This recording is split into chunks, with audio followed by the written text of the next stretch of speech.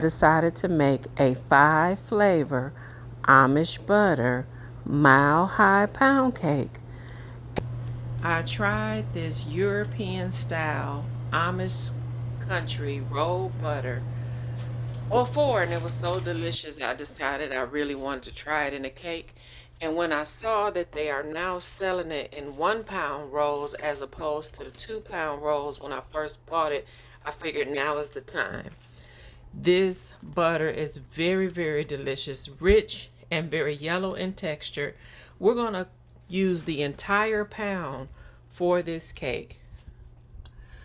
I'm going to add to my mixing bowl 3 cups of white granulated sugar with the 1 pound of butter. And I want to cream this until it is light and fluffy. While that is creaming, I want to measure out 4 cups of cake flour, and we're going to sift this cake flour. So in a separate bowl, I'm going to measure out 4 cups of cake flour, and I'm going to add to that 1 teaspoon of baking powder, and I'm going to use a half a teaspoon of salt, since this butter I'm using is already salted. And I'm going to sift those dry ingredients together and set them to the side. Once I've scraped my bowl down and I see that it is light and fluffy, this is after about 7 or 8 minutes, then now I want to start to add my flavorings to this. And this is a 5 flavor pound cake. So the first flavor being 1 teaspoon of vanilla extract. In a separate bowl, I want to add to that 1 teaspoon of coconut extract. Then I'm going to do 1 teaspoon of lemon flavoring. Also 1 teaspoon of pineapple flavoring. And last but not least, a half a teaspoon of rum extract. And I want to add that to the cake batter on a low speed.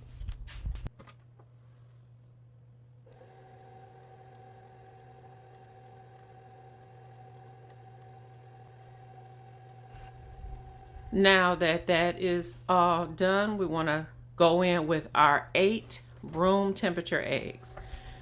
And I want to add these eggs to the batter one at a time. Now I do want to say that my mixer is actually at a low speed, but because the video is sped up, it looks like it's at a higher speed than what it really is. That's just this, for the sake of editing, I did speed it up. But these are going in one at a time. I am mixing well after each addition, and I also didn't show you, I am also scraping the bowl after like every 2 eggs or so. I'll scrape the bowl down and then I will continue to add it. So I didn't show all of that, but I did want to let you know that I am mixing this on a low speed, and I am scraping after every other egg, or after every 2 eggs. I'll scrape the bowl down and continue to add.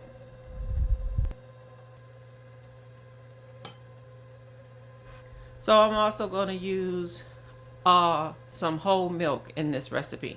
Now I poured 1 cup of whole milk, but in actuality I only ended up using 3/4 cup of, or 3/4 a cup of the milk. So you want to start with you're going to alternate your milk with your dry ingredients, but you want to start with your dry ingredients and end with the dry ingredients. That's very, very important. So I think I had to do this in about 3 additions of the milk and the flour to get it all well incorporated. I didn't show all of that, but that is what I did. So make sure your milk, whole milk, is at room temperature. You want to alternate that with the dry ingredients. You want to start with the flour. You want to end with the flour. You want to do it in about 3 additions, not really more than that, because then you may overmix it. And you also want to scrape down your bowl during that process.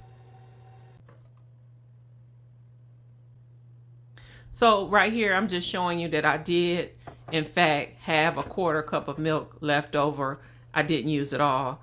And I put my batter in a prepared pan. I just sprayed my pan with pan baking spray, and it baked in a preheated 325-degree oven for 1 hour and 25 minutes. And this is what it looked like once it came out of the oven. And I wanted to make a glaze for this, and I did put the glaze on the cake while the cake was still warm. So starting with 2 cups of powdered sugar in my bowl, I just began to gradually add some heavy cream a little at a time until I got like a thick paste. And then to that paste, I wanted to add about 2 tablespoons of melted butter.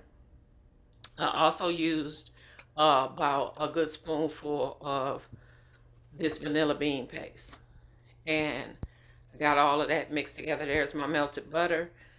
And you want to have it melted and cooled slightly. You don't want to put this in there hot.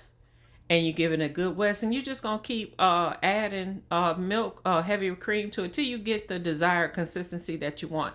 I left it a little on the thicker side because I knew I was putting it on a warm cake. It's gonna immediately thin out somewhat to some degree once it hits the warm cake. So I didn't make it too thin. Here's my cake, and I'm just going to add very liberally this vanilla bean glaze to my warm cake. The cake is still warm if I didn't say that already.